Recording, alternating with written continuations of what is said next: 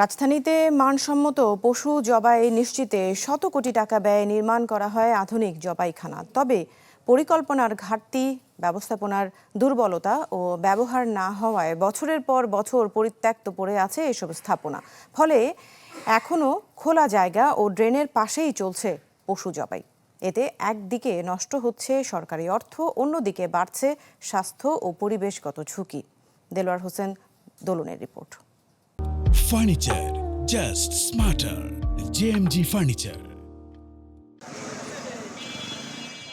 রাজধানীর কাপ্তান বাজারে প্রায় 4 দশকের পুরনো ব্যবসা প্রতিষ্ঠান রুমা গোস্ত বিতান। দাদার হাত ঘুরে এখন দোকান সামলাচ্ছেন নাতি নাইমুল। ক্রেতাদের চাহিদা মেটাতে কখনো দোকানের সামনে, ড্রেনের পাশে পশু জবাই করেন তারা।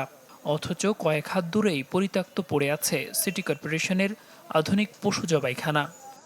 40-45 বছর আগে আমরা এখানে মাল জব করছি, আধুনিক কিলখানা অনেক পরে এখন আর আমরা কোনো সুযোগ সুবিধা পাইতাছি না।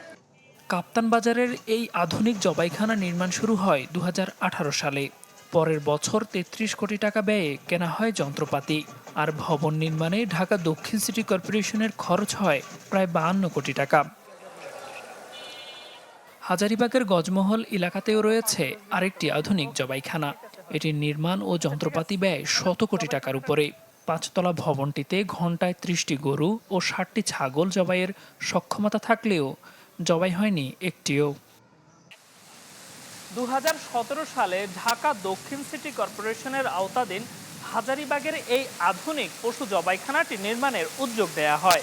নির্মাণ কাজ শেষ হওয়ার পর এখন যা অনেকটা পরিত্যক্ত অবস্থায় পড়ে আছে। সরেজমিনে দেখা যায় জবাইখানার ভেতরে ছড়িয়ে ছিটিয়ে ময়লা আবর্জনা। দীর্ঘদিন পড়ে থেকে অনেক যন্ত্রপাতি নষ্ট হয়ে গেছে। জমে থাকা কালো পানি যেন মশার প্রজনন স্থল। নিচতলায় বসবাস করছেন ভবনেরই লোকজন, আর কিছু অংশ ব্যবহার করছে সিটি কর্পোরেশনের বিভিন্ন বিভাগ। এখন আছে মশক দপ্তর আছে, সচিব বসে আপাতত, আর কনসালটেন্সি গ্রুপ আছে।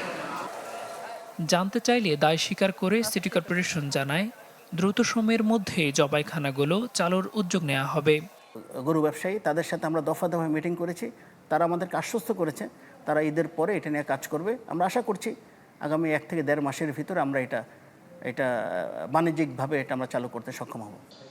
সম্ভাব্যতা যাচাই বাছাই না করে প্রকল্প নেয় আধুনিক জবাইখানাগুলো এখন শহরের বোঝা হয়ে দাঁড়িয়েছে। শুধুমাত্র একটা হাউজিং বাড়ালাম আর মানুষকে ইচ্ছে মতন তার এখানে সেখানে কোরবানি করতে দিচ্ছি বা জবাই করতে দিচ্ছি, এটা করলে কিন্তু আমাদের স্লটারিং হাউসের যে মূল উদ্দেশ্য সেটা ব্যাহত হবে। আর চিকিৎসকদের মতে যেখানে সেখানে পশু জবাই জনস্বাস্থ্যের জন্য ঝুঁকিপূর্ণ। অ্যানথ্রাক্স রোগ সরাসরি এই ধরনের মাংস হ্যান্ডেল করার মাধ্যমে হতে পারে, অথবা গরুর বর্জ্য পদার্থ হ্যান্ডেল করার মাধ্যমে আরো অন্যান্য অসুখ বিসুখও ছড়িয়ে পড়তে পারে। ঢাকার 2 সিটি কর্পোরেশনের 5টি জবাইখানার মধ্যে কার্যকর আছে মাত্র একটি। দেলোয়ার দোলন, চ্যানেল 24, ঢাকা।